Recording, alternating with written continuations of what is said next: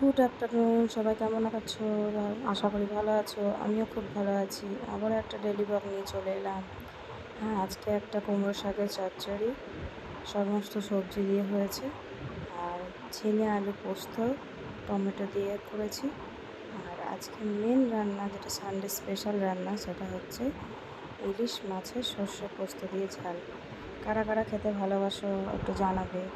আর আজকে তোমরা কে কী রান্না করলে সেটা জানাতে ভুলবে না।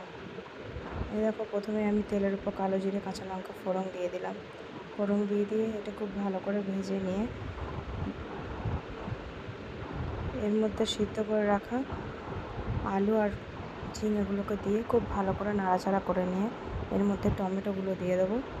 টমেটো দিয়ে খুব ভালোভাবে নাড়াচাড়া হয়ে গেলে এর মধ্যে পোস্ত বাটা অ্যাড করে দেবো। এবার একটু নুন দিয়ে দিলাম, পরিমাণ মতো নুন, যে যেমন যতটা নুন খাও সে যেমন নুন দিয়ে দেবে। এবার টমেটোটা দিয়ে দিলাম। এবার এটা খুব ভালো করে ভেজে নেব।